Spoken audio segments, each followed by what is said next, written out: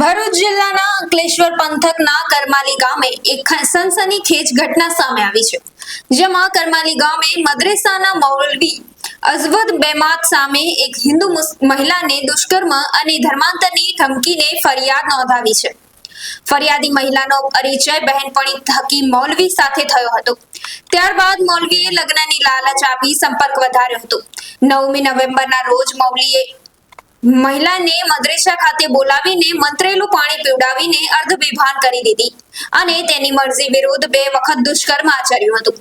ભાનમાં આવતા જ મૌલવીએ મહિલાને મુસ્લિમ ધર્મ અપનાવવા અને ધમકી આપી હતી કે જો ધર્મ પરિવર્તન નહીં કરે તો બદનામ કરશે અને બાળકોને મારી નાખશે।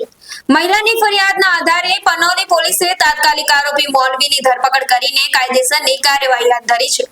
તારીખ 11/11/2025 રોજ પાનોલી પોલીસ સ્ટેશન ખાતે એક ભોગ બનનાર મહિલા આવે છે અને તેના જણાવ્યા અનુસાર કરમાલી ગામે મદ્રેસામાં મૌલવી તરીકે ફરજ બજાવતા અજવદ અહેમદ બેમાતનાઓ તેમને વારંવાર કોલ કરી તેમને પોતાની વાતોમાં ફોસલાવી અને ત્યારબાદ આ તારીખે સાંજના સમયે તેમને એક સ્મેલવાળું પાણી પીવડાવી તેમની સાથે બળજબરીપૂર્વક તેમણે શારીરિક સંબંધ બાંધેલા હતા અને ત્યારબાદ મહિલાને અવારનવાર કોલ કરી અને તેને મુસ્લિમ ધર્મ અંગીકાર કરવા માટે અને જો આ કામ ના કરે તો પછી તેને બદનામ કરી દેવા માટેની વારંવાર ધમકી આપતા હોય અમે લોકોએ ફરિયાદ નોંધેલી હતી।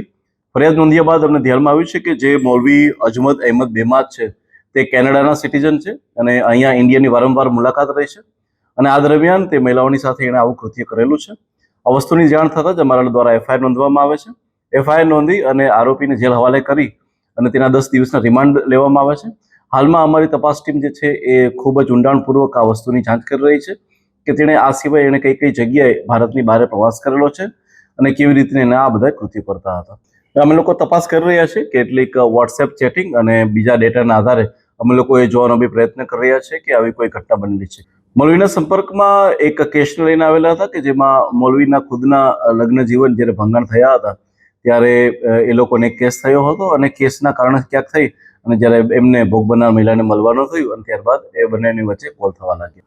અમે લોકો દરેક વસ્તુને ચેક કરી રહ્યા છીએ પરંતુ આની અંદર જે ક્લિયર કટ છે મહિલાને એક પુસ્તક દેવામાં આવે છે જેમાં એ મુસ્લિમ ધર્મને અંગીકાર કરે અને કેવી રીતના મહિલાઓએ કઈ વસ્તુનું ધ્યાન રાખવું જોઈએ એવી પુસ્તક દ્વારા અને વારંવાર વાતચીત દ્વારા જે છે એ મહિલાને મુસ્લિમ ધર્મ અંગીકાર કરવા માટે એમને બળજબરી પાડવામાં આવતી હતી। હાલમાં ઇન્વેસ્ટિગેશન અમારું ચાલુ છે। જો ધ્યાનમાં આવશે તો એની પર બી બીજા બી કડક એક્શન જેના હજુ સુધી એવી કોઈ વિગતો ધ્યાનમાં આવી નથી। એ ઇન્વેસ્ટિગેશનનો સબ્જેક્ટ છે જે હાલમાં ચાલી રહ્યું છે।